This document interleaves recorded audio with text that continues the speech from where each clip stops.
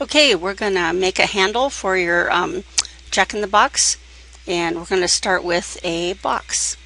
And in one of these two lower windows is where you want to begin the crank for your box. So I'm going to start with a long skinny box, and then in the top view give it just a little bit of width so you can see. Alright, and while it's still orange and I'm holding my mouse over the side where it's got length, I'm going to tap the right arrow on my keyboard so that I get some divisions. Hit enter, and now I just want to select the polygons that I want to bend. The shortcut for bend is Y. You can see how it turns into a little turn or bend.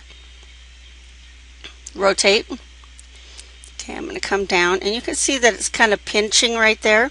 So I'm going to move it, and the shortcut for move is T. Move it down. And I'm going to rotate it just a little bit further. Okay. Hit spacebar to drop the rotate tool, and I'm just going to touch these to turn them off. And again, I'm going to hit Y to rotate, hold it right where I want to rotate, and turn it.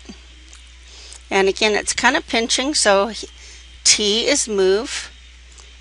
Alright, now that I've created it, I want to tap the right bracket on your keyboard, which is just below the backspace button, and that selects the whole thing.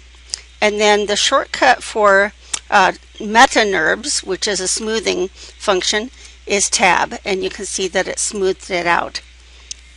I can hit over here to deselect it. I noticed that it's not quite touching. Oops, polygons. Not touching, so I'm going to hit T and move it closer so it actually is inside. So if you wanted to be fancy, you could add a little bead or something by adding a ball to the end, or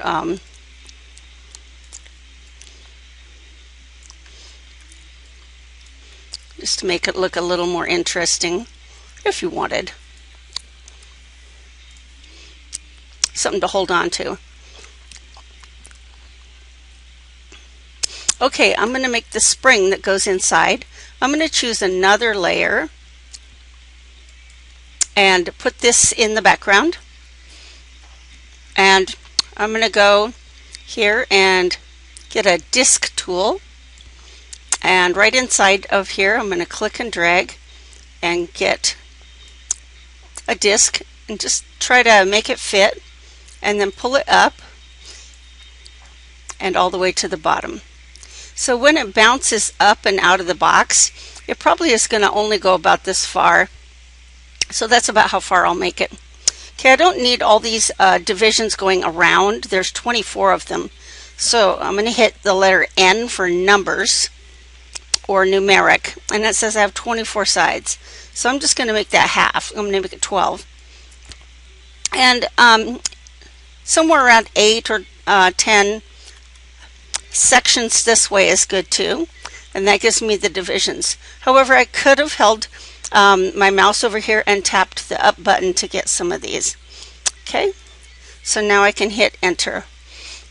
Now I want the spring to go in and out and look like a spring, so I'm going to hit points, and I'm going to select all these points, and without letting go of the button on my mouse, I'm just going to come down, skip a line, and get these, and skip a line.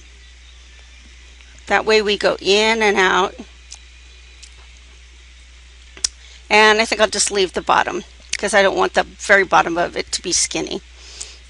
I could have selected this differently, and probably should. Let's do it this way because I want the top to be thick enough that it actually attaches to my character that's going to pop out, and that'll work a little better this way. There we go. Okay, so just kind of make sure you have all of them. If you leave one out, it'll look weird. So I'm going to push this out a little bit. So Shift H is capital H, and push out. Okay, so if it goes down a little bit, hit T and just bring it up. And I'm using H right now to bring it down, to shrink these down, and then T again to kind of position them. So you should have this in, out, accordion kind of shape. All right.